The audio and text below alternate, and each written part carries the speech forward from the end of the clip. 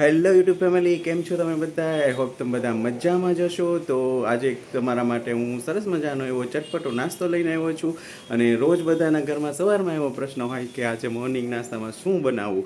તો આજ આ વિડીયો જોઈ અને તમારી મોર્નિંગ નાસ્તાનો જે તમારો પ્રશ્ન છે એ હલ થઈ જશે. તો જે ઇન્સ્ટન્ટ પણ બને છે, ક્રિસ્પી બને છે અને ટેસ્ટી પણ બને છે. તો આવો આપણે શીખીએ એક ચટપટો નાસ્તો.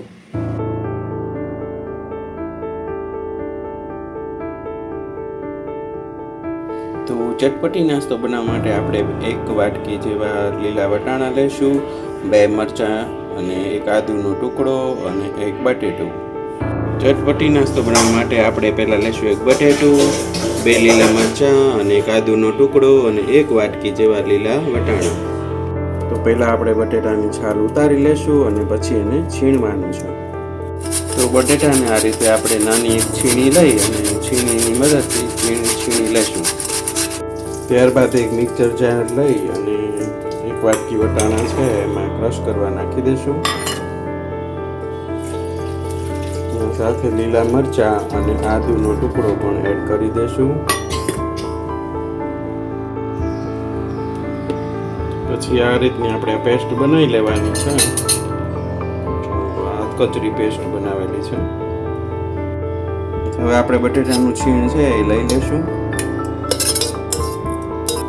પછી આપણે જે વટાણાની અને મરચાંની પેસ્ટ બનાવી હતી એ એમાં એડ કરી દઈશું.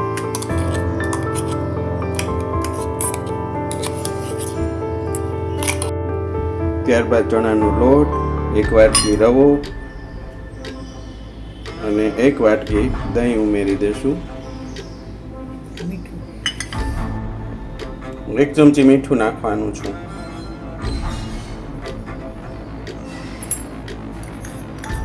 એક ચમચી લાલ મરચું પાવડર, 1 ચમચી ધાણા જીરું પાવડર, 1 ચમચી હિંગ, 1 ચમચી બેકિંગ સોડા. ત્યારબાદ આ બધા મિશ્રણને મિક્સ કરી લેશું. બધું પ્રોપર રીતે મિક્સ કરી લેવાનું છે. અને હવે આને મિક્સ કરી અને 10 મિનિટ માટે રેસ્ટ આપવાનો છે. આપણે ઢાંકી અને 10 મિનિટ મૂકી દઈશું. હવે આપણે 10 મિનિટ થઈ ગઈ છે તો બેટર જોઈ લેશું. તો સરસ મજાનું ફૂલી ગયું છે. હવે આપણે એમાં લીલા ધાણા એડ કરી દઈશું.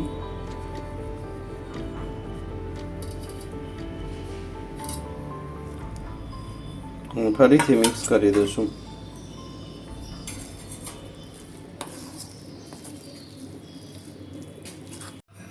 ત્યારબાદ આપણે હવે આ સ્ટેજ ઉપર એક વાટકી ગાજરનું છીણ એડ કરશું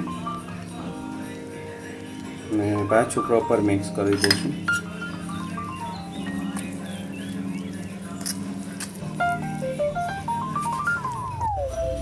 એક લોઢી મૂકી અને ગરમ થાય એટલે એમાં 1 પાવડા જેવું તેલ નાખી દઈશું.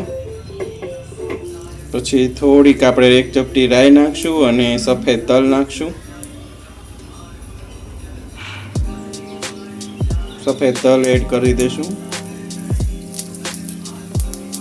તેલ તલ તતડે એટલે તરત આપણે બેટર આછું પાથરી દઈશું.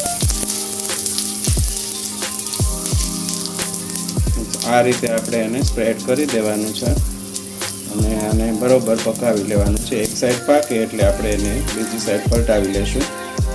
હવે એક સાઈડ આપણે ચડી ગયું છે, હવે એને સાઈડ પલટાવી નાખશું. આ રીતે જો આવી રીતના બની જાય એટલે હવે બીજી સાઈડ આપણે પકાવશું એને. પાછું આપણે અડધા પાવડા જેવું તેલ નાખવું પડશે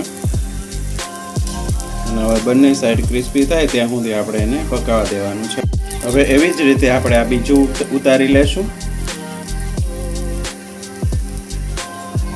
આને પણ એમ જ કરવાનું છે. એક સાઈડ પાકે એટલે બીજી સાઈડ પલટાવી નાખશું. તો આપણો આ ચટપટો નાસ્તો બનીને રેડી છે. હવે એને આપણે મસાલા દહીં અને ગ્રીન ચટણી સાથે આપણે એને સર્વ કરશું. અને સવારમાં જો આ ખાવામાં મળી જાય તો પછી આખો દિવસ એવો સરસ મજાનો જાય છે. તો તમે પણ ઘરેથી બનાવજો અને ટ્રાય કરજો તે એકવાર અને કમેન્ટ કરીને કહેજો કે કેવો બન્યો છે. અને ફરીથી મળશું આપણે આવા જ એક નવા વિડીયો સાથે. ત્યાં સુધી રજા લઉં છું. આવજો.